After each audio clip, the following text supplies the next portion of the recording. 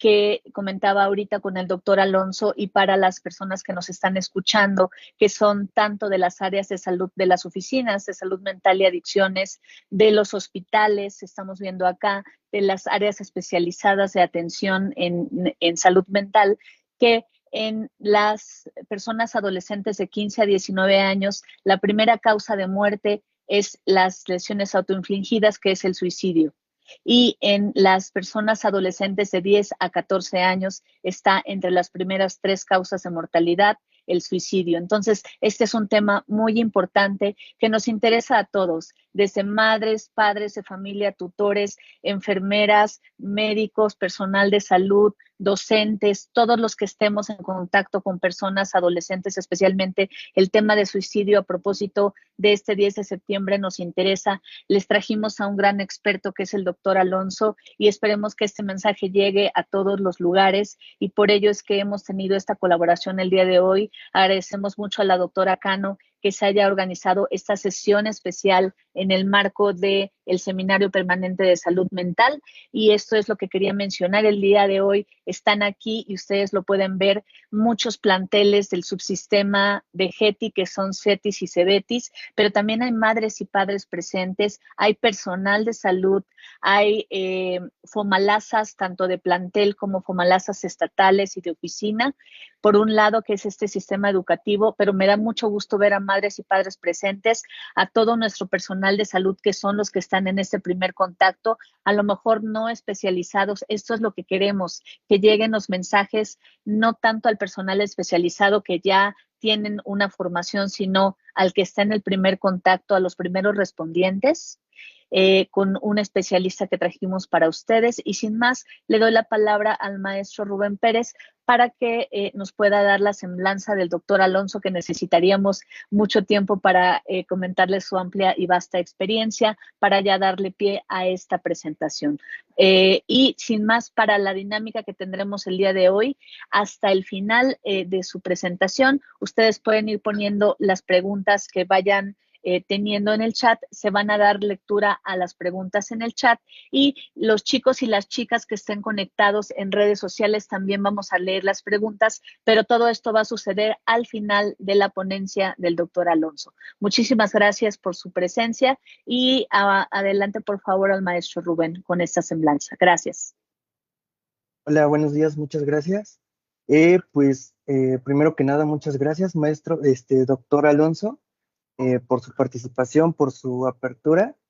Y comentarles, el doctor Alberto Alonso Gutiérrez Novelo es médico cirujano egresado de la Facultad de Estudios Superiores Iztacala de la Universidad Nacional Autónoma de México, con especialidad médica en psiquiatría por el Instituto Nacional de Psiquiatría Ramón de la Fuente Muñiz y posgrado de alta especialidad en manejo de adicciones por el Instituto Nacional Ramón de la Fuente Muñiz eh, y la Universidad Nacional Autónoma de México.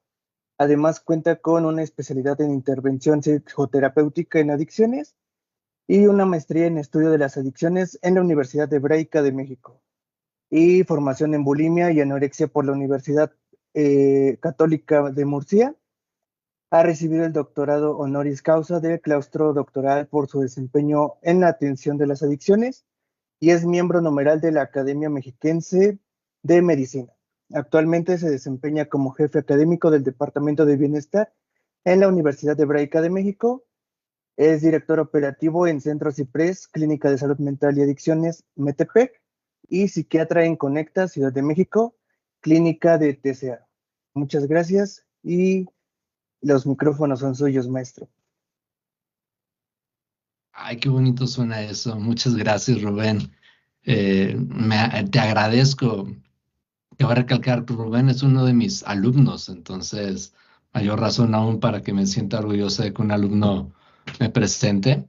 Agradeciendo de antemano a todas las autoridades, a todas las instituciones, al CIESABI, el que me hayan invitado el día de hoy, para hablarles sobre un tema que es de gran relevancia, que es el suicidio en combinación con los trastornos por uso de sustancias.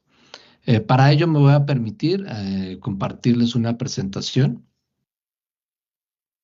A ver si me sale.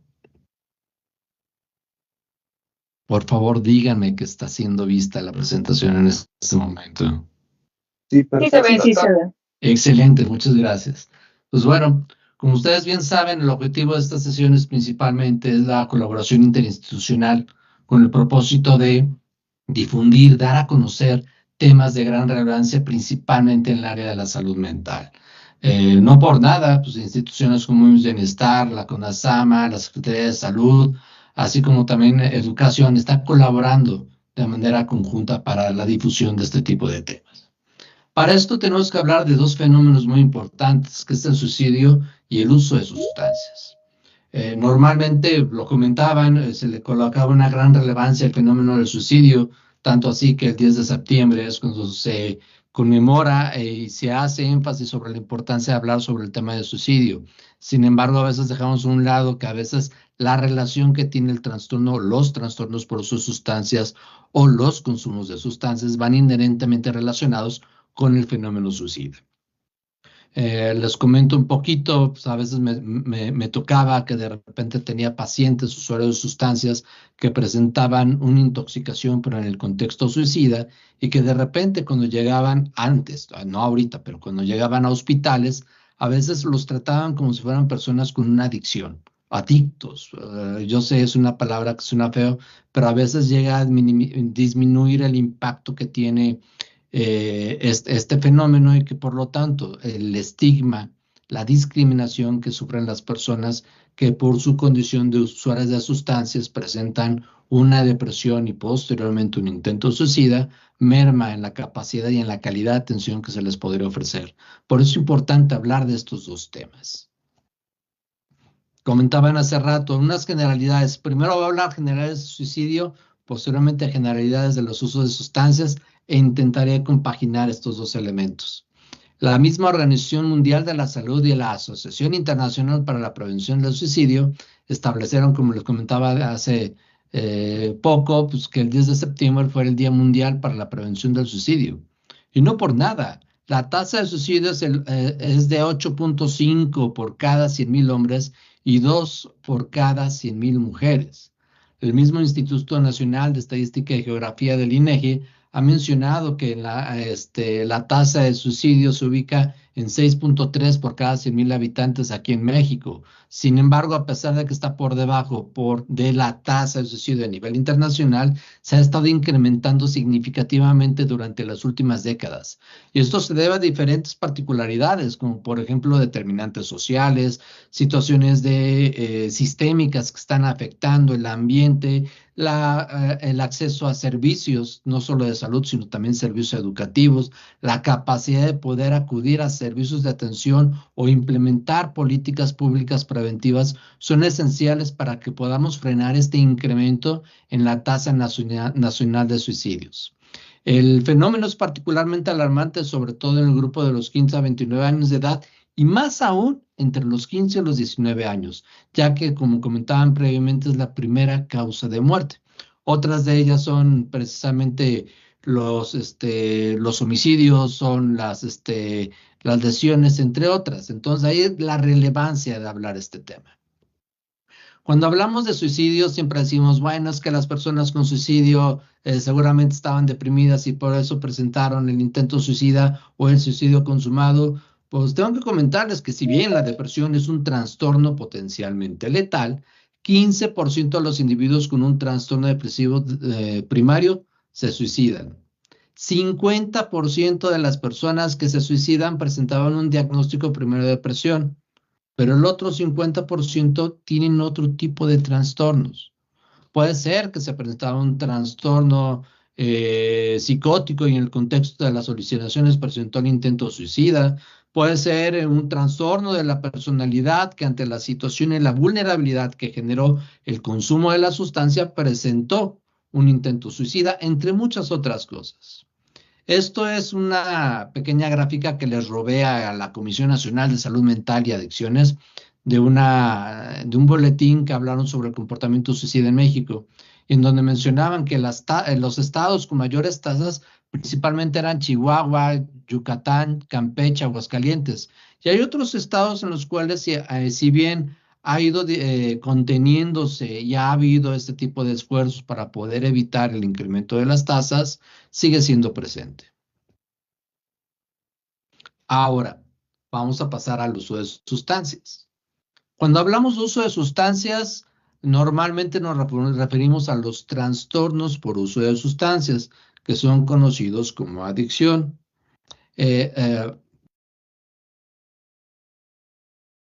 No es lo mismo decir una persona con adicción o una persona con un trastorno por uso de sustancias que decir una persona adicta. La adicción no define a la persona y por lo tanto tenemos que seguir quitando ese estigma sobre ellas. Estamos hablando de una persona con adicción. Y hablando de la adicción, el trastorno por uso de sustancias, es un patrón patológico de comportamiento en la cual la persona utiliza la sustancia o cierto tipo de conductas que a pesar de experimentar problemas significativos por ellos, los sigue haciendo. Y si bien hay diferentes criterios clínicos como establecidos en la Clasificación Internacional de Enfermedades o en el Manual Estadístico de Diagnósticos, todos llegan a la conclusión de que debe ser un patrón que genera un deterioro clínicamente significativo, generan un problema. Por eso es importante que cuando también encontramos personas que presentan consumo de algunas sustancias, hay que recalcar que no se les tiene que tratar como una persona con adicción. Hay personas que consumen sin que necesariamente se genere o se presente un trastorno adictivo y por lo tanto hay que evitar la estigmatización de las mismas. Los trastornos por uso de sustancias están muy relacionados con la ideación suicida, con los intentos suicidas y con los suicidios consumados. Un elemento clave para comprender esta fenomenología es la parte de la información que nos brindan las encuestas.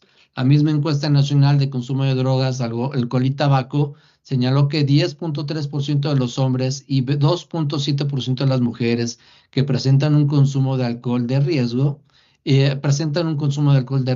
más de 2% de la población reporta un uso reciente de drogas ilícitas. Los trastornos por uso de sustancias, si bien no llegan a la magnitud que se presenta en países como en Estados Unidos, ha ido incrementándose exponencialmente durante las últimas décadas. Esto es relevante porque cuando hablamos de un trastorno por uso de sustancias y de suicidio, estamos hablando de una combinación de fenómenos psiquiátricos que van a ser de gran incapacidad y mayor prevalencia. Hay algunos estudios que refieren que puede haber una comorbilidad, una concurrencia entre el uso de sustancias con otro tipo de trastornos psiquiátricos como depresión o bien como fenómenos como el suicidio. Hay otros estudios que mencionan que 40% de los participantes de un estudio de personas que presentaban un trastorno depresivo ya tenían un historial de trastorno por uso de alcohol. O bien, un estudio de Breire del 14 que mencionaba que 59% de las personas con un trastorno por consumo de alcohol a lo largo de la vida tenían un historial de trastorno depresivo. Esto es relevante porque a veces perdemos de foco la importancia de identificar de qué manera las personas con depresión a veces hacen uso de las sustancias para compensar o para automedicarse ante la problemática que van presentando. Entonces, cuando una forma de demostrar que no logramos hacer todo lo que podríamos hacer o que deberíamos de hacer, es de que muchas personas siguen recurriendo en vez de acudir con el terapeuta, en vez de acudir a los servicios de salud, pues acuden al consumo de las sustancias para lidiar con su sufrimiento, para lidiar con lo que sienten en esos momentos. Esto es relevante porque específicamente hablando del alcohol, el consumo de estos aumentan entre 2 a 6 veces el riesgo de intento suicida. Ya les estaré hablando un poquito al respecto. Entonces tenemos que para hablar sobre el fenómeno de suicidio tenemos que también hablar del efecto que tienen los trastornos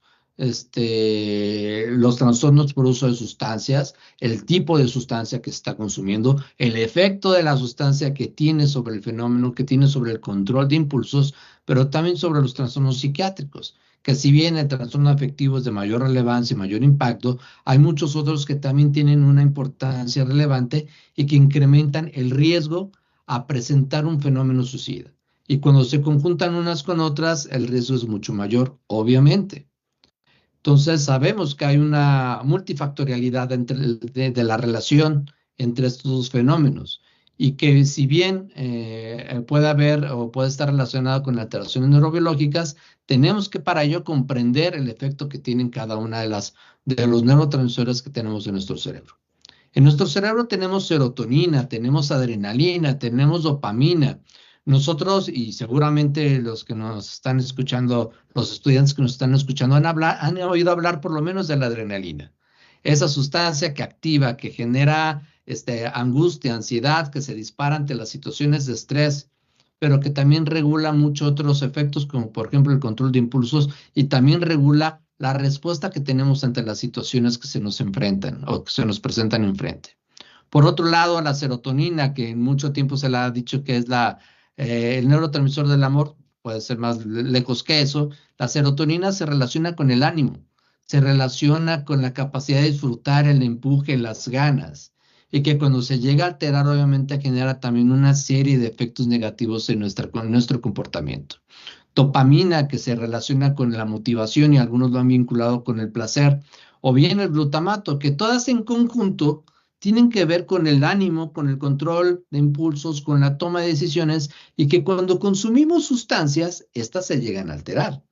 Pero no solo eso, también si aunque no tengamos un consumo de sustancias previo, tenemos un trastorno depresivo mayor o un problema de personalidad con ideación suicida persistente, tenemos que estos neurotransmisores por sí mismos se van a empezar a alterar, se van a desajustar y pueden incrementar el riesgo a presentar un consumo de sustancias. El consumo problemático suele asociarse con otros trastornos psiquiátricos y a esto le llamamos comorbilidad o patología dual. Ya les dije, es más frecuente hablar de que la depresión se relaciona con la ideación suicida, con el consumo de sustancias. Sí, principalmente es este trastorno, pero también tenemos otro tipo de trastornos psiquiátricos que pueden abonar al riesgo suicida que se presenta en los usuarios de sustancias. Hablando específicamente cuando hablamos de población adolescente, de un trastorno que es muy frecuentemente diagnosticado y que a veces más diagnosticado de lo que debería ser, que es el trastorno por déficit de atención y hiperactividad. Esto, para los que no lo saben, es un trastorno neuropsiquiátrico en el cual hay una incapacidad del cerebro para poderse enfocarse al 100% en todos los fenómenos y que no solo eso, sino que genera también un deterioro clínicamente significativo en varias áreas de su vida, en la escuela, en sus relaciones interpersonales, con la familia, etc. Estas personas con un déficit de atención presentan impulsividad, baja autoestima, tienen una búsqueda de novedad, de sensaciones, tienen problemas para la parte del procesamiento emocional y esto les predispone al consumo de sustancias. Pero el problema es de que cuando no logran manejar adecuadamente las emociones o el consumo de las sustancias se pueden llegar a presentar situaciones de sufrimiento, pueden incrementar el riesgo a presentar depresión y por lo tanto riesgo suicida. Entonces, tenemos que hablar que todo trastorno psiquiátrico puede por sí mismo conllevar a un incremento en el riesgo a presentar una conducta suicida. Por eso es importantísimo identificar el tipo de trastorno, la forma en la cual le afecta a la persona en el momento de entrevistarlas, de platicar con ellas, la manera en la cual podemos sensibilizar a la población en general sobre la importancia de hacer frente a los problemas psiquiátricos con empatía, sin estigma, con la capacidad de poder ayudar a las personas que lo llegan a presentar. Y por eso es importante hablar de estos determinantes sociales que influyen de manera directa e indirecta no solo a la manifestación de los trastornos psiquiátricos, sino también al incremento del consumo de sustancias y por ende al incremento del riesgo suicida. Hay una gran relación de estrés psicosocial, de pérdidas significativas, de problemas laborales, legales, económicos que pueden incrementar la desesperanza y la percepción de falta de futuro, y estos por sí mismos ser génesis de la conducta suicida, ser los que pueden incrementar el riesgo a presentar el fenómeno suicida. No solo eso, a veces se presenta en contextos del consumo agudo. El efecto de la sustancia en nuestra mente es importantísimo. El uso agudo de sustancias, en particular el alcohol, puede también disminuir las inhibiciones y aumentar la impulsividad, facilitando intentos suicidas ante situaciones de crisis. Tal vez no estamos hablando de una persona que tiene un consumo recurrente de alcohol, tal vez estamos hablando de un adolescente o de un adolescente que ante un consumo agudo de alcohol o una intoxicación de alcohol, se desinhibe, se genera impulsividad y puede incrementar el riesgo a presentar conductas parasuicidas o bien intentos suicidas. El alcohol está presente hasta en 1/3 de los suicidios consumados en México y en el mundo. Por eso es relevante que cuando tenemos una situación de una intoxicación etílica de un adolescente y un adolescente, también revisemos la parte emocional. Puede ser una forma en la cual la persona inconscientemente está pidiendo ayuda y por lo tanto tenemos que estar haciéndole frente también al aumento del consumo de sustancias o a la disponibilidad de la sustancia. Toda atención en adicciones debe incluir una evaluación sistemática de riesgo suicida. Para eso es importante enfocarnos en que la detección oportuna de los trastornos por uso de sustancias en poblaciones vulnerables como adolescentes que presentan depresión es esencial para que podamos evaluar objetivamente esto, para poder corroborar o identificar un diagnóstico dual, darle la atención que requiere y no solo eso, sino también disminuir el riesgo que presente una conducta suicida. Por eso es más importante aún el que nosotros como profesionistas, y estoy hablando sobre a las comisiones estatales de salud mental y adicciones, pues que sigamos haciendo énfasis en la importancia de identificar oportunamente problemas psiquiátricos dentro de nuestras y nuestros adolescentes para poder evitar las situaciones de riesgo suicida. Ahora, hablando específicamente de sustancia por sustancia. Es cierto, el alcohol es la sustancia que más se asocia al suicidio, tanto en la intoxicación aguda como en el consumo crónico. Una persona en intoxicación aguda, ya les dije, se vuelve impulsiva, explosiva, desinhibida y puede colocarse en vulnerabilidad. Pero el consumo crónico ya habla que seguramente hay algún otro tipo de problema de fondo, que seguramente hay una depresión de fondo y que este consumo crónico incrementa el riesgo por sí mismo al intento suicida. La coocurrencia de estos fenómenos, tanto de alcoholismo y depresión, se asocia de hecho a una peor respuesta al tratamiento.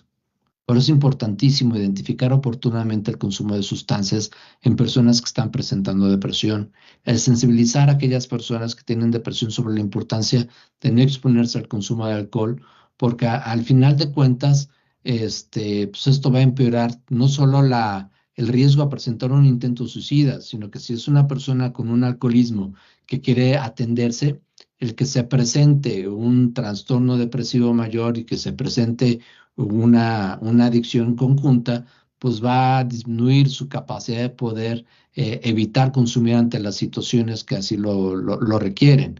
Y a esto me refiero con la menor autoeficacia. La menor autoeficacia habla sobre la incapacidad que tiene la persona que ante situaciones de riesgo de consumo evite consumir. Pero no solo eso, sino también va a hacer que las personas usuarias de sustancias, usuarias de alcohol, por presentar esta comorbilidad de depresión y de riesgo suicida, presenten recaídas de manera más corta, que tengan periodos de abstinencia cortas. De hecho, la prevalencia de trastornos depresivos en la población usuaria de alcohol puede variar entre el 20 y el 50%. Por lo tanto, también, por el otro lado, personas que tienen alcoholismo tienen un gran riesgo a presentar intentos suicida y de suicida. No tacharlos como alcohólicos que no requieren una atención y que tienen que estar colocados en último nivel para ser atendidos en un servicio de urgencias. La cocaína.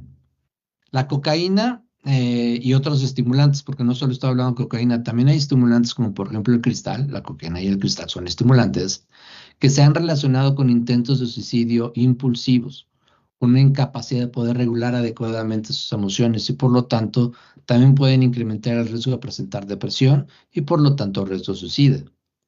No solo eso, cuando una persona que consume cristal o que consume cocaína intenta dejar de consumir, los síntomas ansiosos, ese síndrome de abstinencia que le da, esa ansiedad que le da por querer consumir, es tan intensa que puede generar depresión y que puede generar intentos suicidas. Tenemos pacientes en adicciones que ante el síndrome de supresión pueden incrementar el riesgo a presentar conductas autolesivas o hasta conductas suicidas. Por eso es importantísimo saber qué tipo de sustancia consume nuestra persona con vulnerabilidad a riesgo suicida. La marihuana. Pues la marihuana no solo se relaciona con depresión, se asocia con muchos otros trastornos psiquiátricos, entre ellos psicosis. En la población general, el uso de la marihuana va a duplicar la probabilidad de tener depresión. Y en jóvenes, principalmente, el riesgo es de que se presente una psicosis autoinducida, o bueno, inducida por el consumo de la sustancia, y por lo tanto, se puedan presentar conductas suicidas. La marihuana nunca va a ser una sustancia que tenga que ser consumida por debajo de los 21 años, de hecho. Cabe recalcar, nuestro cerebro se madura en diferentes momentos y nuestro cerebro termina de madurar alrededor de después de los 21 años, entre hombres y mujeres, una media 21 años. Por lo tanto, es importantísimo, discúlpenme, por lo tanto, es importantísimo el poder, déjenme colocar en avión mi celular. Entonces, es esencial e importante el poder identificar el riesgo que genera el consumo de la marihuana y evitar que los adolescentes la consuman.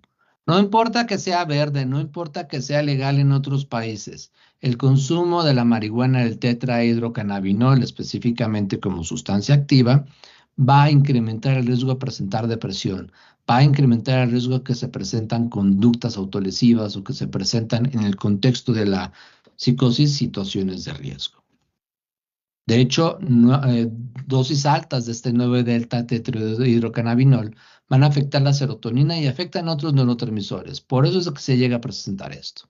De hecho, Nora Volkow, que es la directora del Instituto Nacional de Abuso de Drogas en Estados Unidos, ha sido una de las principales exponentes de proyectos y programas para la sensibilización sobre el impacto que tiene el consumo de sustancias a través de estudios de neuroimagen que ha estado realizando durante toda su carrera profesional.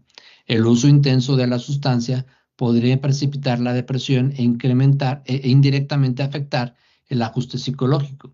Entonces, todo esto va a generar afectaciones en sus eventos vitales o afectaciones en su vida diaria y por sí mismos pueden incrementar el riesgo de presentar depresión y por lo tanto riesgo suicida.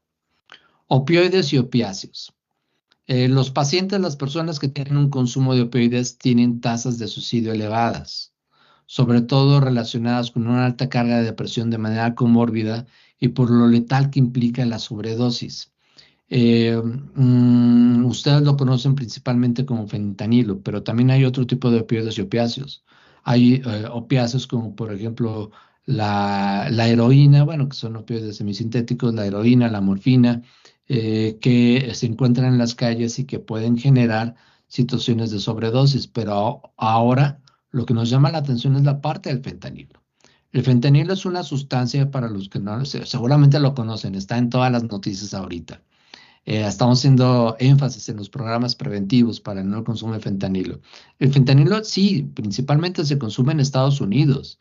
Principalmente el riesgo y la vulnerabilidad se presenta en la población de Estados Unidos porque el fentanilo genera una depresión respiratoria y te mueres de una intoxicación bien rápido. Y agrégale el hecho de que no es un fentanilo que está elaborado en un laboratorio, no es un fentanilo que elaboraron en un laboratorio clandestino, en un garage. Y por lo tanto no tienen la forma de saber qué tanto fentanilo le colocan a cada una de las pastillas y puede presentarse que personas sin que realmente sea su intención consuman fentanilo que les genere un riesgo un riesgo letal. O bien personas que conociendo sobre este riesgo letal lo utilizan como una manera de presentar un intento suicida. La bronca, el problema es de que también el fentanilo se llega a encontrar en otro tipo de sustancias que se consumen en las calles, como por ejemplo en el cristal. Y por eso es muy importante el poder identificar qué tanto estas sustancias se presentan porque van a incrementar el riesgo de letalidad y por lo tanto si se presentan intentos suicidas con sustancias que tengan fentanilo o con fentanilo, la letalidad va a ser muchísimo mayor. Benzodiazepinas. Creo yo que cuando hablamos sobre intentos suicidas, normalmente, lo sabe el personal de salud, hablamos que los hombres principalmente intentan suicidarse a través de conductas un poquito más elaboradas, a través de un ahorcamiento, a través de una soga, a través de pistolas, lanzarse, etcétera. Pero las mujeres principalmente llegan a utilizar benzodiazepinas u otro tipo de medicamentos como barbitúricos, obviamente opioides, que por sí mismos van a incrementar el riesgo a que se dé un suicidio consumado. Las benzodiazepinas van a generar un mayor riesgo de intento suicida. Personas que lo usan de forma prolongada o a dosis altas van a ser más vulnerables a estos intentos. a diferencia de las personas que no llegan a utilizar este tipo de medicamentos.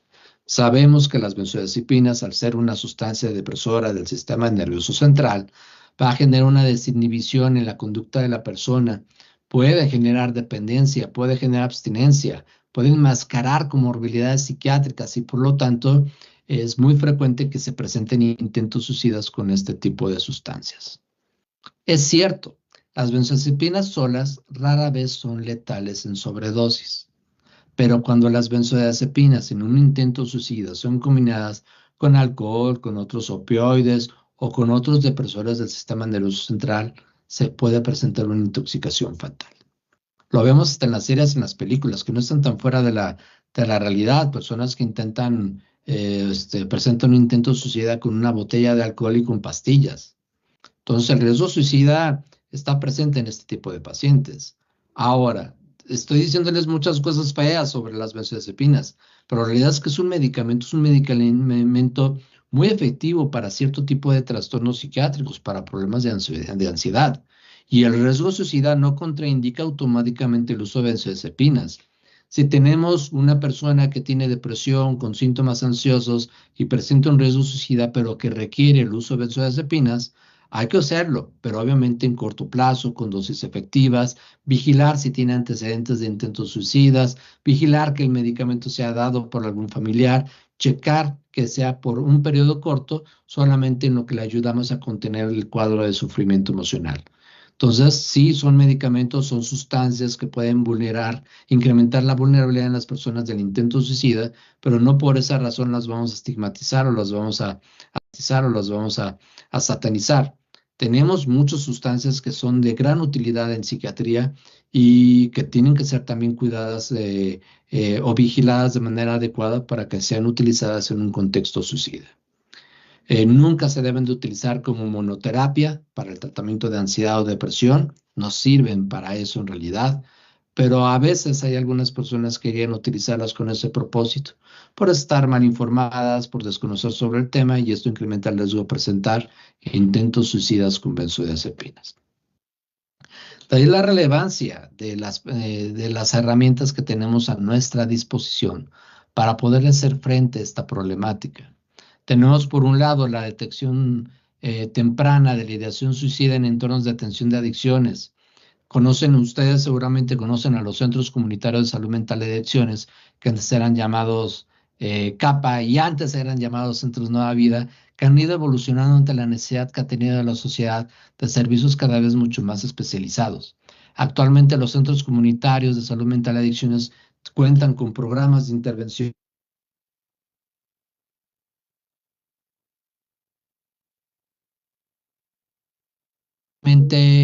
hay cierto tipo de estructuras o de instituciones, mejor dicho, que abonan el tratamiento y que no solo abonan, sino que durante mucho tiempo han cargado con la responsabilidad de la atención de la salud mental en personas usuarias de sustancias, como son los centros de integración juvenil, en donde todas estas unidades y centros de internamiento y estrategias y políticas que han colaborado conjuntamente con las instituciones federales han permitido que podamos tener sistemas de referencia y contrarreferencia.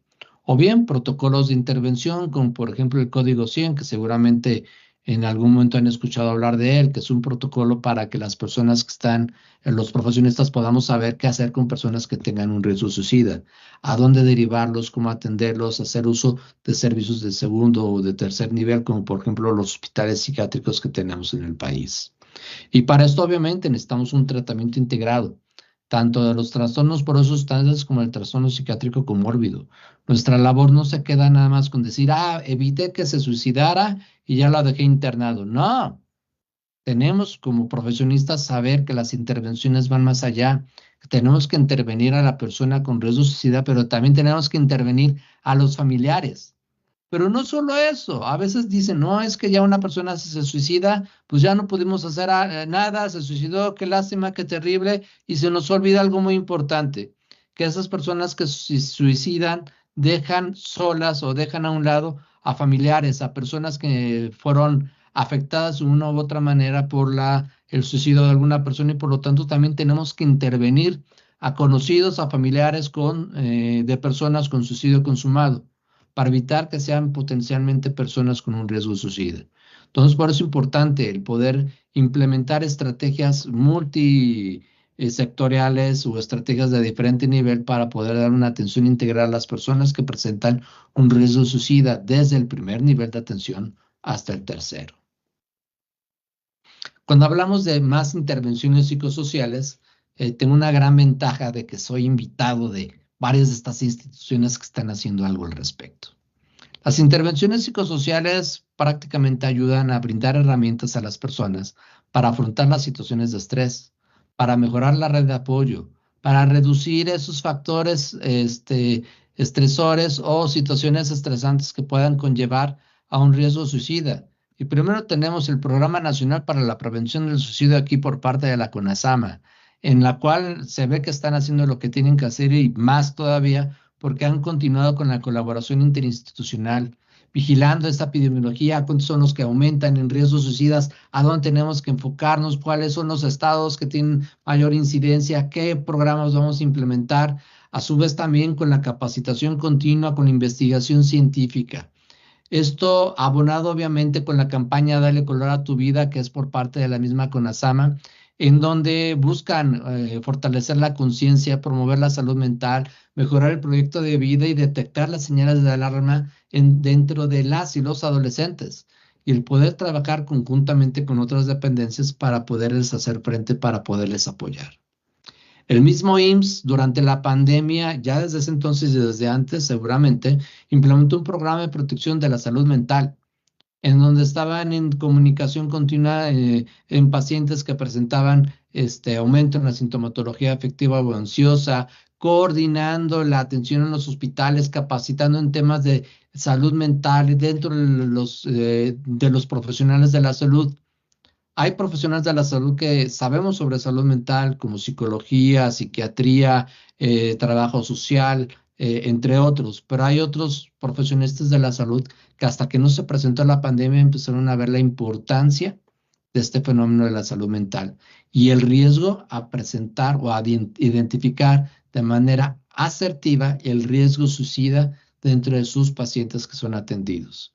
Entonces, estas son colaboraciones interinstitucionales que sumados con el esfuerzo titánico que ha hecho la línea de la vida, que es el 800-911-2000, han permitido el poder identificar asertivamente personas que requieren una atención y que puedan ser derivadas a los servicios. A veces también no solo las personas pueden llamar, sino también familiares pueden llamar a esta línea de vida para que les brinden información sobre cómo pueden intervenir o atender a personas de sus familiares que tengan un riesgo de suicidio o sospechen que tengan una depresión que no ha sido atendida. Por eso es importante y relevante este tipo de intervenciones. Hay otros programas principalmente dirigidos a usuarios de sustancias, porque los usuarios de sustancias también se deprimen, los usuarios de sustancias también presentan riesgo de suicida. Por lo tanto, tenemos que implementar programas no solo de búsqueda de abstinencia, sino también de reducción de riesgo y de daños. Brindarles programas de atención a aquellas personas que ya tienen un trastorno por uso de opioides, que si bien son pocos a comparación de la media nacional, son muchos cuando hablamos de estados del norte y en donde ya ha habido hasta la necesidad de colocar clínicas de metadona por parte de centros de integración juvenil. A su vez, como también buscar la restricción de accesos a medios letales. Hay sustancias que por sí mismas pueden generar un riesgo suicida y que requieren forzosamente una receta para poder ser vendidas. Ha habido últimamente una actualización sobre los criterios que requieren cierto tipo de medicamentos para ser vendidos al público en general. Lo hacemos con el propósito de simplemente prevenir el mal uso de las mismas con una intencionalidad suicida. Tenemos que continuar con la psicoeducación de usuarios de sustancias, hacerles frente a la problemática social que están viviendo a través de programas que los desestigmatice.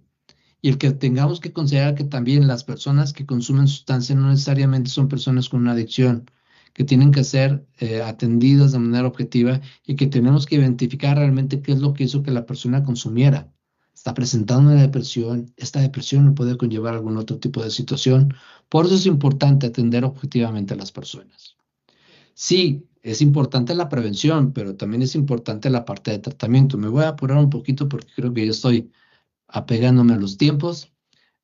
pues tenemos que saber que las personas que identificamos que tengan un riesgo suicida, que presentan depresión, que presentan consumo de sustancias, necesitamos no solo atenderlas, sino psicoeducar a las personas que están a su alrededor, a los otros significativos, fortalecer esa red de apoyo, y no solo a nivel directa, sino también buscando estrategias para reducir el estrés, apoyos sociales, favorecer que ese colchón que implica la sociedad sea realmente eso, una forma de amortiguar el sufrimiento emocional que llegan a sufrir, a presentar varias personas.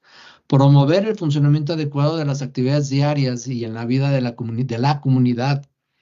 Identificar cuáles son los programas de intervención breve de corte cognitivo-conductual, interpersonal o de entrevista motivacional o cualquier tipo de intervención que pueda brindarle a la población herramientas para lidiar con los cuadros emocionales y lidiar con la depresión, identificar asertivamente la depresión, no tratar síntomas con tratamientos ineficaces. Muchas veces me he encontrado y me encontré durante mucho tiempo en mi tiempo como servidor, que a veces médicas y médicos prescribían o hasta la vecina y el vecino les prescribían vitaminas a las personas con depresión o con riesgo suicida. No es que le hace falta vitaminas, por eso siente que no quiere nada en la vida. No, hay que identificar realmente cuáles son los tratamientos adecuados, acercarse a las instituciones profesionales que les puedan brindar esa sensibilización y brindar una atención adecuada. Y obviamente aquellas personas que presentan ya un trastorno psiquiátrico con uso de sustancias, con riesgo suicida, dar un seguimiento periódico. Últimamente, me refiero a los últimos años, los servicios de salud en el primer nivel de atención han tenido capacitaciones como MHGAP, han tenido capacitaciones especializadas la implementación de la SQ Modoris, hablando específicamente de riesgo suicida, que son herramientas que permiten la identificación oportuna de personas con vulnerabilidad y que saben que a pesar de que no solo sean atendidas, sino que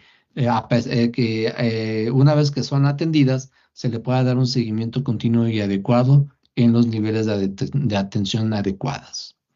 El trastorno psiquiátrico, cuando hablamos ya de personas que sí tienen riesgo de suicida, pero tal vez es generado por el problema psiquiátrico, se debe de atender, aunque tenga un trastorno por uso de sustancias, se le debe de atender. El uso de la sustancia no es una limitación para el tratamiento. El tratamiento a veces tiene que ir de la mano con tratamiento psiquiátrico, farmacológico, psicoterapéutico, trabajadoras y trabajadores sociales, red de apoyo, red familiar, y por eso es importante implementar estrategias para la atención integral. Conocer y saber que también hay protocolos de atención como el Código 100 que se siguen implementando en varios servicios de salud y hospitales y que tienen con el propósito identificar y atender oportunamente el comportamiento suicida.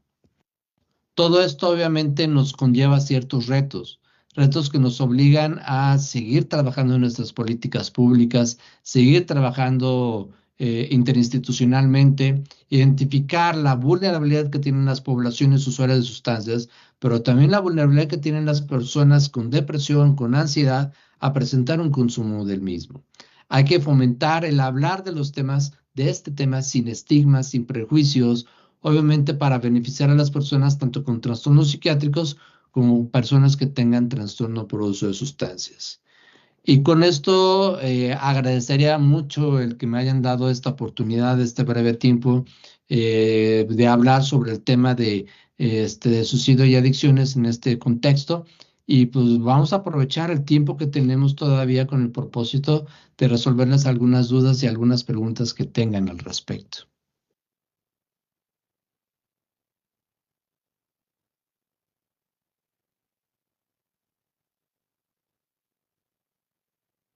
Muchas gracias, doctor Alonso. Fue una plática muy interesante. Le recordamos a las personas pueden realizar preguntas, comentarios y que si desean que activemos sus micrófonos a los que estén aquí en la liga de Teams, que pueden levantar sus manos y que nosotros les vamos a dar los permisos para que puedan hacer sus comentarios. También a las personas que están siguiendo la transmisión a través de Facebook o de YouTube, podemos leer sus preguntas a través de estas redes Mayra, Rubén, no sé si quieren empezar ustedes con algún comentario. Y veo que ya también tenemos algunas manos levantadas, ya está la mano de Omar levantada. Entonces, Mayra, si quieres iniciamos contigo y ahorita activo micrófonos de las personas. Sí, claro que sí, estamos muy impactadas e impactados, casi 900 personas entre la sesión de Teams y redes sociales están conectadas y conectados haciendo varios comentarios, preguntas, felicitaciones al doctor Alonso por su exposición. Y reitero, estamos también encantadas y encantados que estén padres y madres de familia. Especialmente les invitamos a padres y madres a que hagan sus preguntas o sus comentarios porque tenemos aquí preguntas, pero especialmente de personal de salud. Obviamente sí les vamos a dar lectura, pero nos interesaría mucho escuchar o comentarios de padres y madres de familia y algunos docentes que nos piden su presentación, doctor, que porque es información muy valiosa que quisieran poder compartir en los planteles. Eso es nada más Claro. el único comentario. No sé, Rubén, si quisieras decir algo adicional para darle la palabra a nuestros compañeros y después lectura a las preguntas que tenemos por acá. Sí, gracias. Pues primero agradecer a Enseñanza, a los seminarios por la oportunidad nuevamente, agradecer el apoyo de la Coordinación de Programas Preventivos y en especial al doctor Alonso por esta participación y pues por la importancia de lo que representa en este camino a cambiar la narrativa. Muchas gracias, doctor. Muchas gracias, Rubén. Muchas gracias, Mayra. Omar, ya tienes tu mano levantada, ya tienes tu micrófono activado. Puedes hacer tu comentario. Sí, muchas gracias.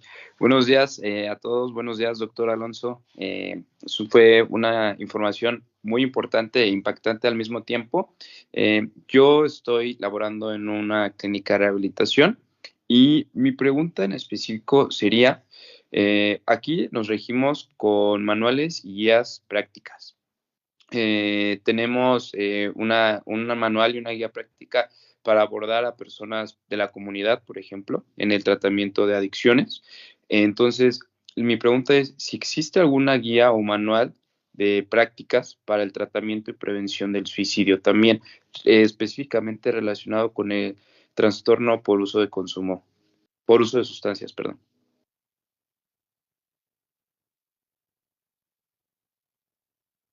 Creo que Doctor, tu micro está cerrado.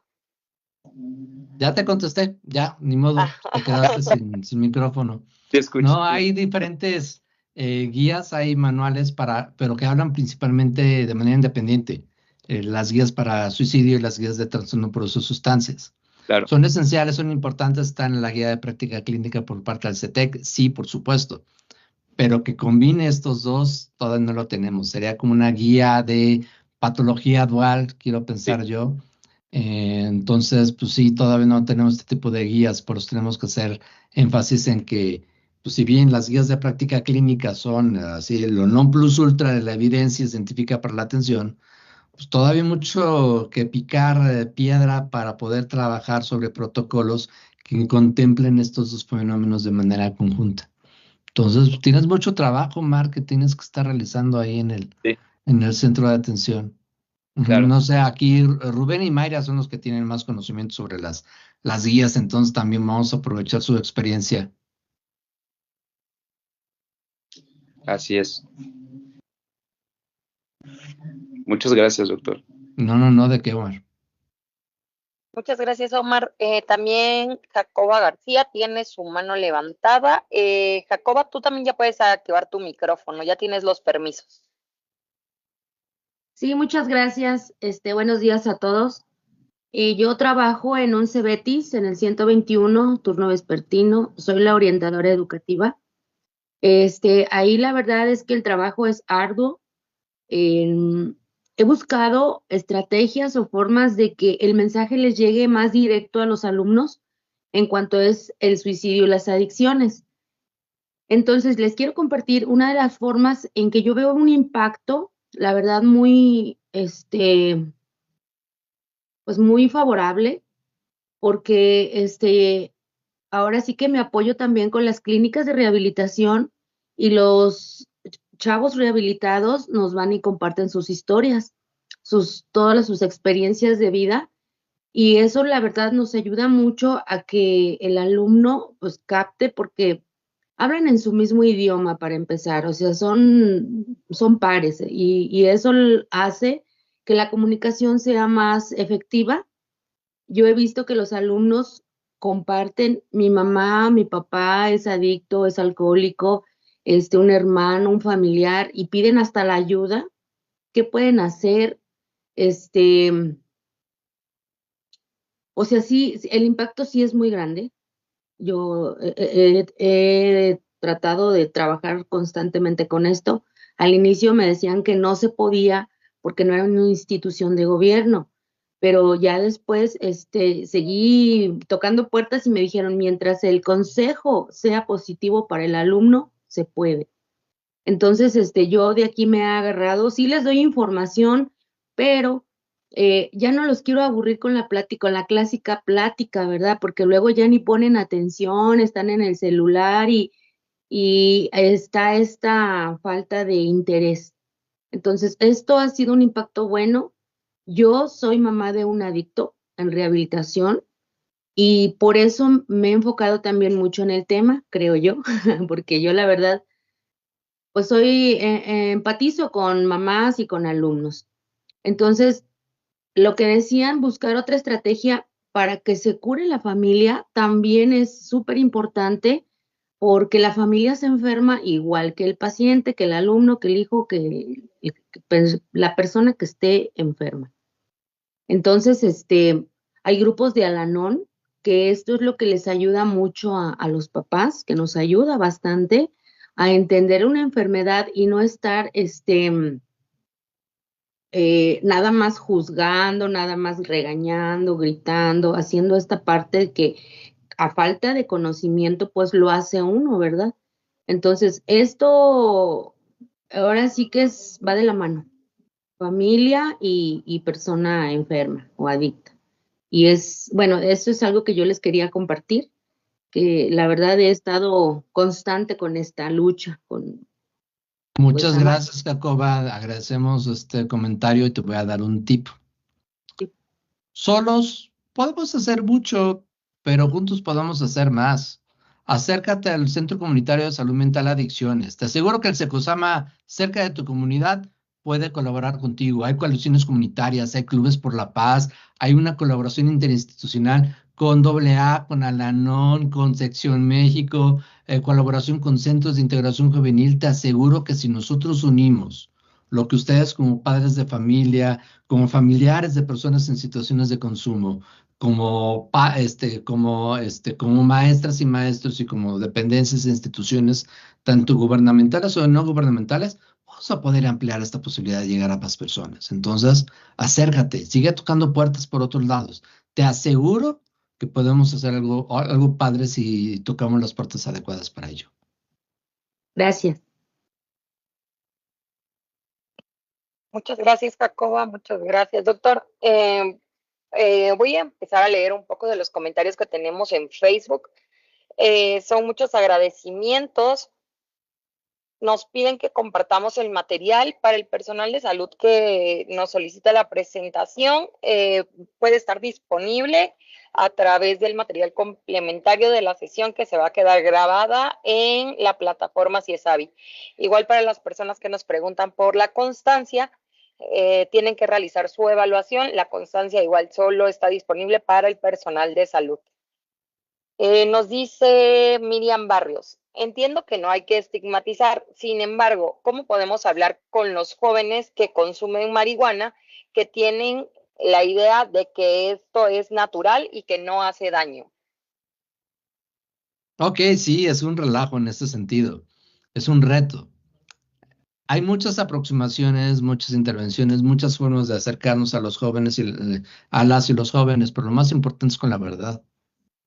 O sea, no podemos decirle, la marihuana te va a fundir el cerebro. No, La marihuana es una sustancia que tiene estas indicaciones, que tiene estos usos, pero también tiene estos riesgos y tu cerebro en esos momentos va a presentar, a veces difícil, porque luego los jóvenes tienen más información disponible a través de ChatGPT, a través de redes, de Google, de TikTok, pero a veces mal informados, mal utilizada la información. Entonces, pues tenemos que llegar primero que nada con empatía, con capacidad de diálogo, con interacción, pero sobre todo con verdad. Entonces, pues para eso están capacitados los psicólogos y psicólogas que están en los centros comunitarios de salud mental y adicciones, para saber cómo llegarles. A veces también se tienen talleres para escuelas para padres, crianza positiva, que les dé herramientas de diálogo y de comunicación para poderse acercar a ellas y a ellos y poder buscar una atención mucho más especializada. Entonces, pues hay muchas formas. Yo te pido que te acerques al centro de atención más cercano o al CIJ, que también tienen los programas muy, muy importantes sobre la sensibilización, concientización y crianza positiva, principalmente dirigida para padres de personas con riesgo de consumo de sustancias. Entonces, hagan uso de esos servicios. Gracias, doctor. También nos pregunta Ricardo Medina, ¿qué tipo de terapia recomienda para personas que han tenido intentos suicida? Híjole, la que les sirve.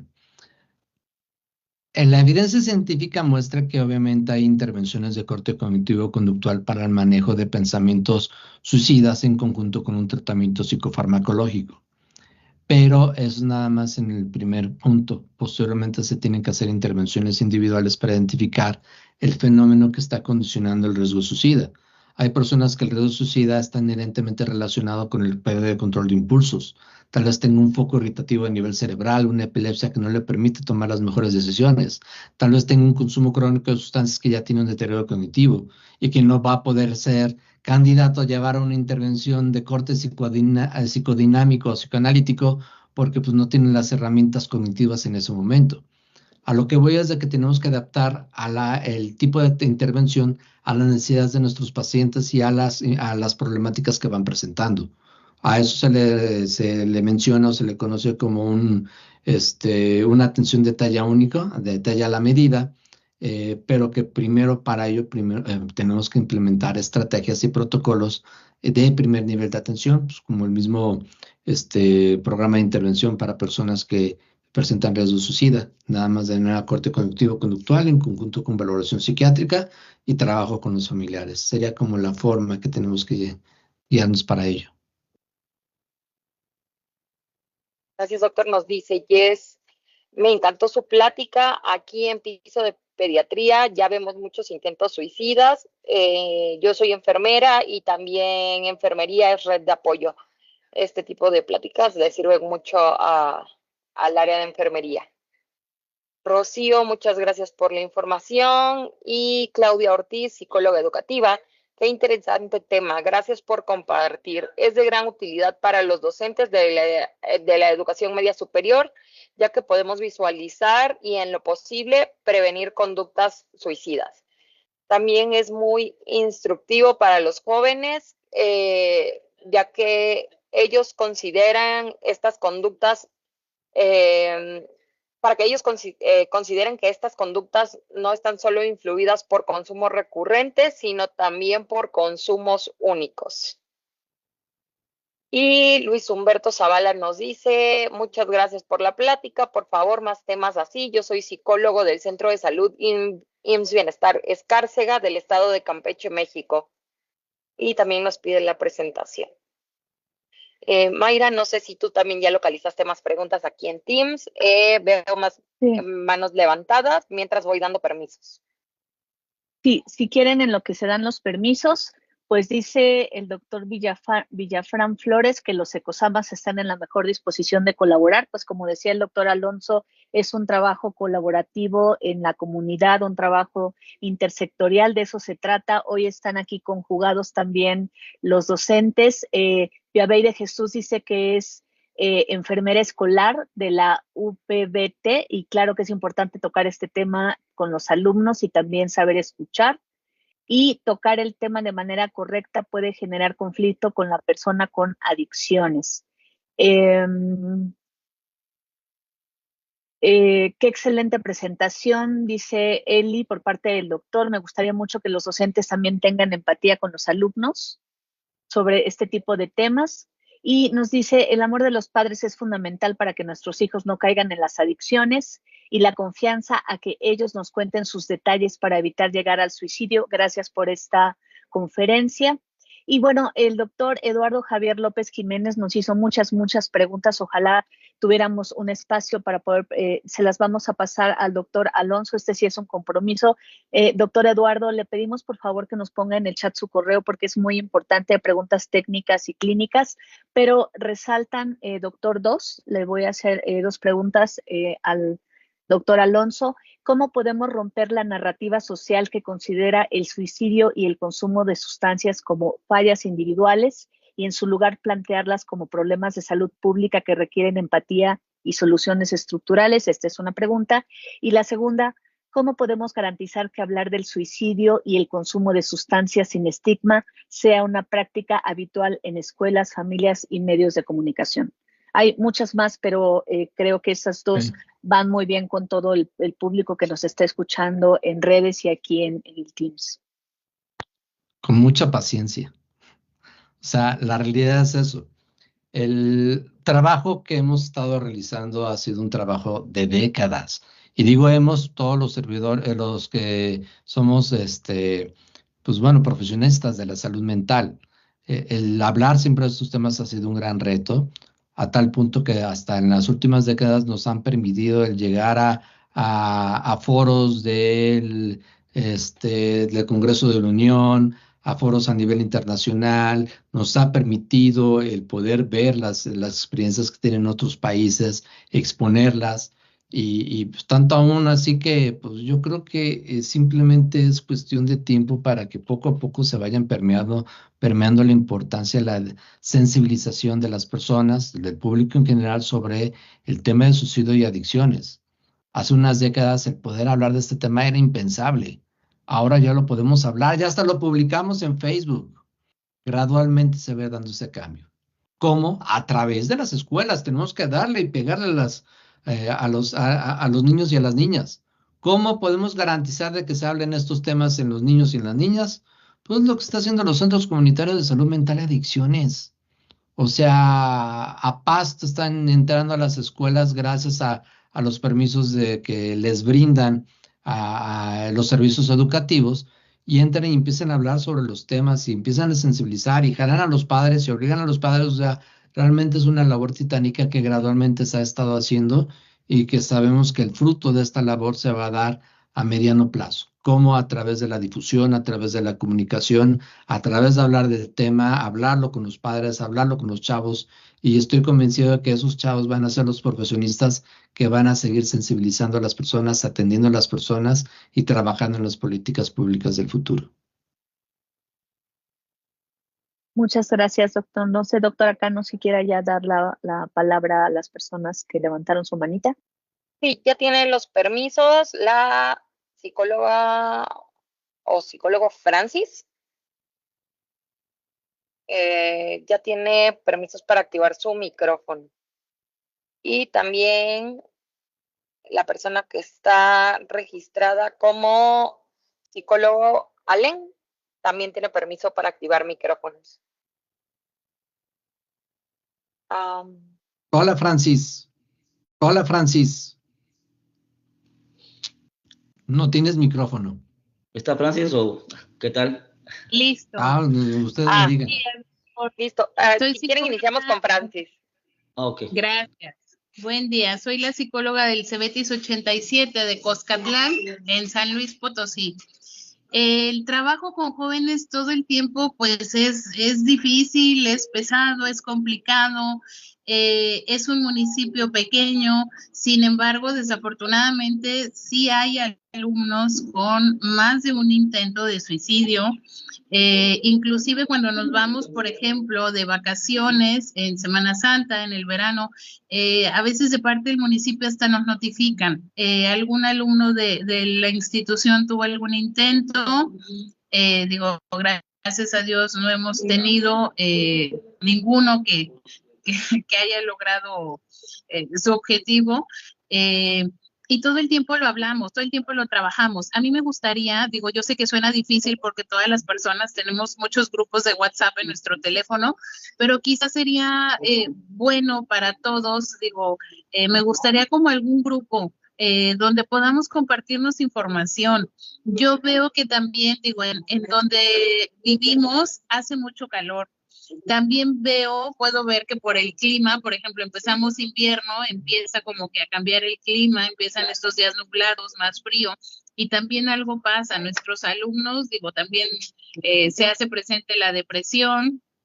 Entonces, a mí me gustaría como que sugerir los que estemos de acuerdo, poder formar un grupo para compartir información, para poder compartirnos material todo el tiempo, porque digo, yo sé que todos hacemos nuestro trabajo desde nuestra trinchera, digo, el sector salud, educativo, sin embargo, yo creo que pues unirnos, pues no está de más, ¿no? Digo, creo que todo sumaría para darle más, para divulgar más el tema. De pronto, en el contexto en donde estoy, el tema puede ser tabú entre padres de familia, inclusive personal de la misma institución. A veces como que no queremos hablarlo de forma abiertamente. Muchas veces todavía nos topamos con esto de que si hablo del suicidio con los jóvenes les estoy dando ideas.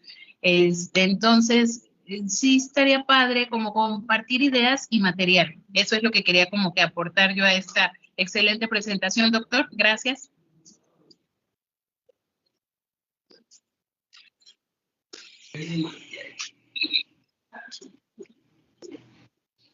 Pues aquí yo no tengo que comentar nada, simplemente pasarle la batuta a Mayra, Alejandra Cano. Ellos van a estar haciendo todo este trabajo, seguramente lo siguen haciendo. Entonces, felicidades por la labor y por esta disposición que se tienen para seguir compartiendo información y haciendo difusión del tema.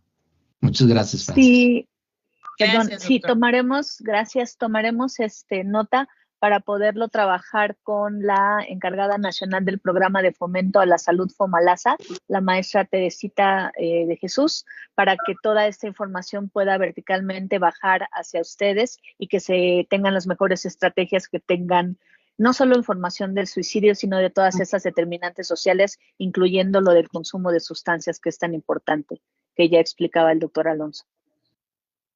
Gracias, buen día. Muchas gracias. Allen, ya también puedes hacer tu comentario. A priori, soy el psicólogo Allen Suárez, de salud mental del Hospital General Tapachula. Dentro de pues, nuestra atención que realizamos, pues aplicamos como es el protocolo estandarizado, ¿verdad? Que es ACQ Modoris, PHQ-9, GAT-7, pues que son concomitantes a la atención que estamos estableciendo, siguiendo todos los protocolos. Pero en cuestión en esto, me gustaría saber qué otras herramientas de detección o tamizaje pueden ser de apoyo y de soporte para pacientes de código 100. Esa es mi ¿Tienes pregunta. esas? Pregunta 1, te la contesto rápido. Ya tienes esas. El código 100 yo vi cómo se formó y la verdad es que son buenísimos. Entonces, utiliza las que tienes ahí. Hay algunos que dirán, bueno, puedes utilizar algún otro tipo de herramienta, por ejemplo, el DSM viene en apartados relacionados con riesgo suicida, sí, por supuesto, viene también en el CIE, pero haz uso del protocolo. El protocolo está elaborado para tener esa información mínima que te permita una valoración de segundo nivel que corrobore, confirme y compruebe el diagnóstico. Entonces, con esas tienes. No se hagan de tantas herramientas. Yo creo que esas son las importantísimas. ¿Y la segunda? No, esa era la pregunta, Doc, la que quería ver. Ya. Ajá, que venía conjugada pues con lo de pues pues la atención y aparte también digamos las redes de apoyo sobre todo, ¿verdad? Que son imperativas para que el paciente pues tenga un buen seguimiento, ¿verdad? Claro. Ya que aquí hemos visto que pues de cada 5 pacientes con intento suicida, 4 son hombres y 1 es mujer.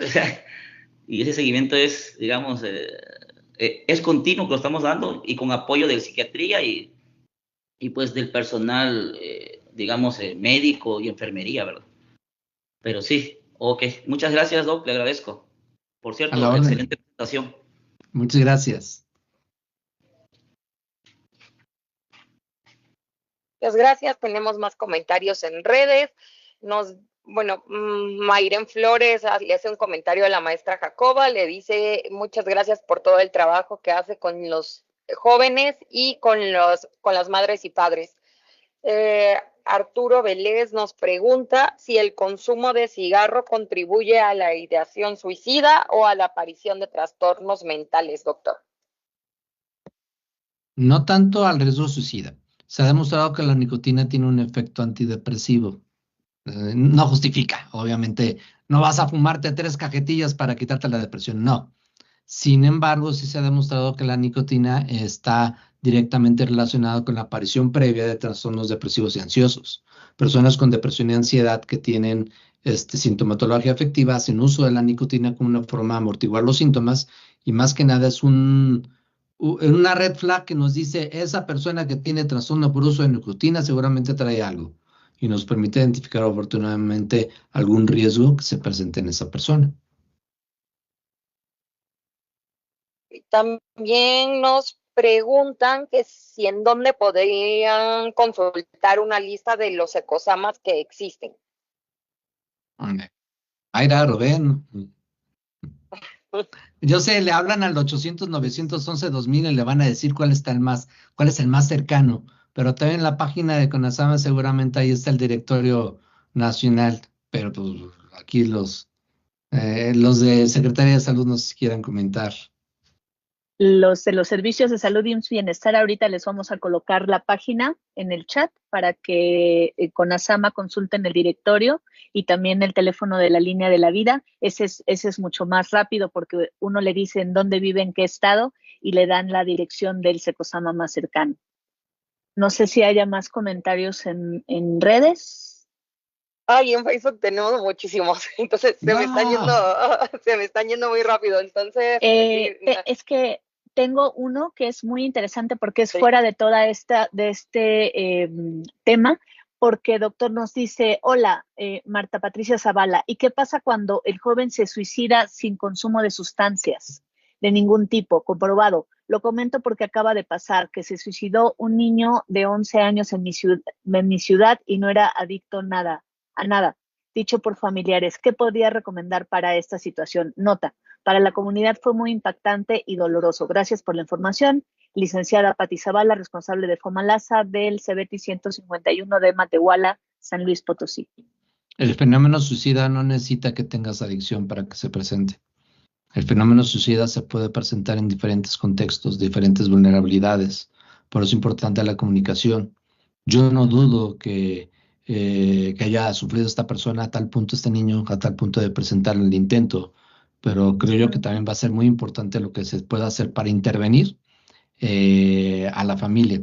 Hay algo que es la autopsia, una entrevista que se realiza para, no la autopsia, está hablando, ¿cómo se dice? Patológicamente no, sino una autopsia verbal para identificar cuáles fueron los fenómenos que conllevaron a que esta persona presentara el suicidio consumado y cómo intervenir en diferentes niveles, porque las personas que quedan efectivamente son las que quedan con sufrimiento y tenemos que intervenir. Se tiene que intervenir a esa población, se tiene que intervenir a los compañeros, a la escuela, implementar programas más específicos. Claro. Hay muchos comentarios de padres y madres que agradecen que estemos abordando este tema para ellos, de docentes hablando que hace falta que sensibilicen a otros colegas docentes que tal vez este tema pues no les gusta entrarles a este tema del suicidio de consumo de sustancias. Y Teresa Palomo del CETIS 11 dice que es psicopedagoga y que parte de de las estrategias, pues ya se me perdió, es que trabajan en este asunto de habilidades para la vida, que sabemos que es una gran estrategia en torno a las personas adolescentes, y que Areli nos dice que un gran porcentaje de los suicidios en menores de edad que no padecen adicciones tiene que ver con el bullying que reciben en los planteles escolares y que tenemos que voltear al acoso escolar que causa estrés y que no se habla y que pueden ser reincidentes. Y que Miriam Domínguez pide el correo del doctor Alonso González. Ahora sí ya son todos los que tenemos acá para regresar a los que están en redes, que se van acumulando muchos más. Y Luis Humberto Zavala nos dice cómo está relacionado no solo el uso de sustancias, sino también el uso de videojuegos, celulares, con la conducta antisocial, la conducta suicida en los adolescentes y cómo podemos abordar esta problemática. También tenemos comentarios acerca de que el problema no son solo las sustancias, sino también los problemas emocionales. Debemos de estar informados al respecto, debemos demostrar respeto, empatía y privacidad para poder brindar ayuda, apoyo adecuado a las personas que cursan con todo tipo de trastornos mentales. Saludos a todos, nos dice Dionel. Tenemos muchos comentarios agradeciendo el tema, nos dicen que es un tema muy complicado y muy triste, pero que gracias por el espacio, que es muy importante abordar el tema de suicidio. No sé, doctor, si quisiera comentar algo acerca de la pregunta sobre el uso de videojuegos y celulares. En esta sociedad que está altamente tecnologizada, pues obviamente tenemos recursos muy importantes como son los celulares. Y que la verdad es que si yo no hubiera tenido mi Xbox durante pandemia, yo creo que me hubiera vuelto loco. Entonces, hay herramientas, hay cosas que nos pueden ayudar, pero también todo con mesura y también todo con vigilancia y comunicación. Hay que identificar a aquellas personas que a través de las redes sociales, a través del Internet, llegan a fugarse de la realidad y otras que simplemente lo utilizan como una forma de diversión. Entonces creo yo que pues, tenemos mucho todavía que investigar sobre el riesgo que implican las redes sociales, las adicciones tecnológicas, las adicciones a los videojuegos, como para poder hablar de manera más amplia. Yo creo que este es un tema de una nueva plática al respecto. Muchas gracias, doctor. Me parece que ahora sí ya son todas las preguntas que identifiqué en Facebook. Continúan los comentarios de agradecimiento. No sé, Mayra, si tú tengas alguna otra pregunta o sí, podemos... Ajá, dime. Ay, sí, perdón. Reiteradamente nos están preguntando de la constancia. Les había mencionado que hay un examen por ahí, que hay para el examen, para la evaluación, para obtener la constancia.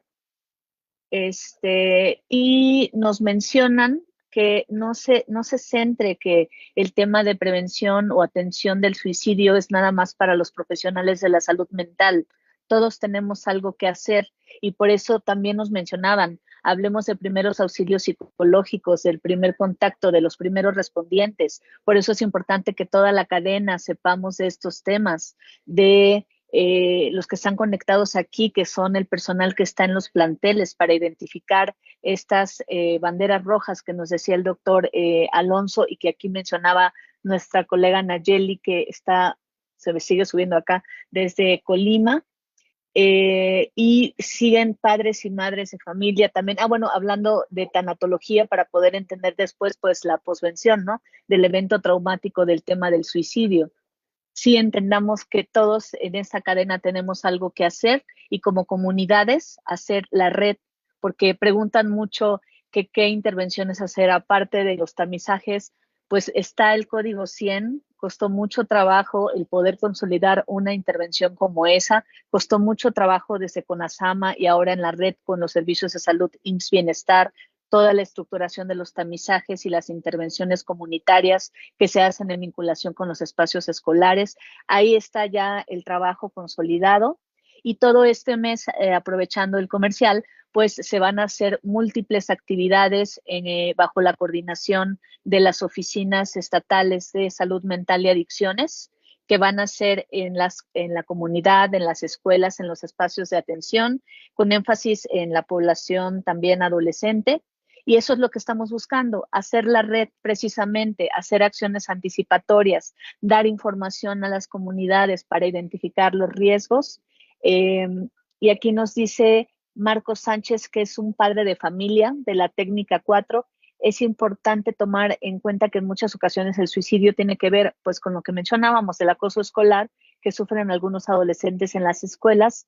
Por lo tanto, también debe ser tema de educar tanto a padres como a alumnos al respecto. No podemos dejar fuera a nadie y por ello era la idea de esta sesión y la que tendremos también el día 17, que padres, madres, docentes, personal de salud, toda esta red esté presente pues en lo que está aquí.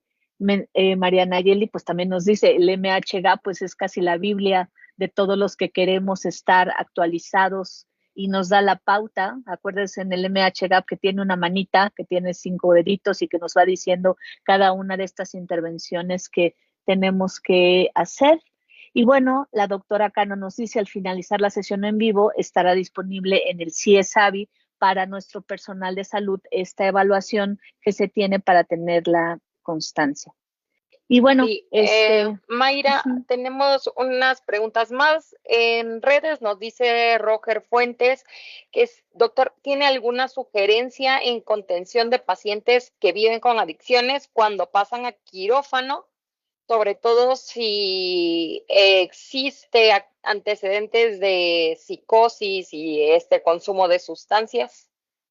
Eso es muy técnico, de hecho hasta tuve una presentación alguna vez de cómo identificar el tipo de sustancia que consume la persona, saber si va a tener interacciones con el medicamento que va a utilizar el anestesiólogo y se tiene que individualizar. O sea, no te puedo decir algo en particular, solo que se tiene que averiguar la persona qué tipo de adicción tiene, que el anestesiólogo sepa a través de una valoración de anestesiólogo y una valoración prequirúrgica los riesgos que presentan y cómo se va a manejar el posquirúrgico.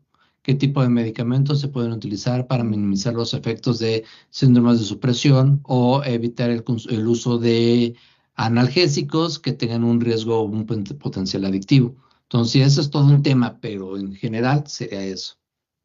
Ok, muchísimas gracias. Entonces, esas son las preguntas que tenemos. Siguen llegando los comentarios de agradecimiento.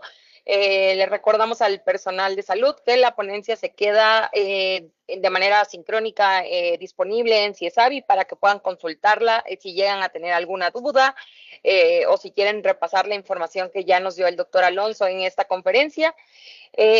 También pueden descargar ahí su constancia. Doctor Alonso, no sé si quiere hacer algún comentario para concluir con la sesión del día de hoy. Nada más agradeciendo la oportunidad que me brindan el poder hablar con ustedes, hablar con todo este público sobre la importancia de los trastornos por sustancias y esta parte del riesgo suicida. Entonces, muy, muy agradecido por esta oportunidad que me brindan. No, muchísimas gracias a usted. Muchas gracias también a Mayra, a Rubén, que nos acompañaron el día de hoy. Mayra, no sé si quieres agregar algo. Pues igual una gran exposición donde el doctor Alonso pudo bajar un poco toda esta cuestión técnica y clínica para que los demás pudiéramos entenderlo, comprenderlo y que especialmente docentes y padres de familia pudieran llevarse y sensibilizarse en esta información y la correlación entre el consumo de sustancias y por qué tener estas reglas en casa que sean claras sobre el consumo de sustancias y cómo esto puede aumentar la posibilidad de prevenir el tema del riesgo del suicidio, que es el mensaje que se quería dar, y un agradecimiento al subsistema de GETI, al licenciado Daniel, a la maestra Teresita Iriarte, por estas 800 personas conectadas, en su mayoría de los planteles, padres, madres y algunos alumnos y alumnas que estuvieron conectadas. Muchísimas gracias por esa oportunidad, doctora Cano, que no es personal de salud, pero sí es personas que queremos que les llegara este mensaje sobre prevención de suicidio y consumo de sustancias. Muchas gracias. Sí, justo igual, por eso ampliamos la información a las redes sociales. También sabemos la importancia de la promoción de la salud y de hacer llegar esta información a todas las personas para que se aplique en todos los niveles de la población. Rubén, no sé si tú también quieras agregar algo, si no, Sí. Ya. Solamente eso, nuevamente agradecer al doctor Alonso. Muchas gracias. Un tema sin duda muy útil, muy interesante y con su experiencia muy, muy nutritivo para todos. Muchas gracias, nuevamente muchas gracias a todos los involucrados. Y ya por último, solo mencionar si podemos acercarnos y ubicar nuestro Secosama más próximo a través de la línea de la vida o en cualquier unidad de salud podemos solicitar este directorio. Muchas gracias. Gracias. Igual ya les compartí el enlace, bueno, lo compartieron aquí en el chat y lo vamos a compartir también en el chat de Facebook del video. Les recordamos que el próximo miércoles tenemos la sesión ordinaria del Seminario de Salud Mental de 4 a 6 de la tarde y el siguiente miércoles, el 17, tenemos otra sesión especial del Seminario de Salud Mental, también organizada en colaboración con la Coordinación de Programas Preventivos para que estén pendientes de las redes sociales y también de CIESAL. Muchas gracias a todas las personas que se conectaron. Muchas gracias, doctor. Gracias, Rubén. Gracias, Mayra. Estamos en contacto y ojalá vuelva a estar con nosotros, doctor. Nos vemos. Claro, yo encantado. Gracias. Gracias. Hasta luego, doctor. Buenas tardes. Nos vemos. Que tengan buen día. Bye.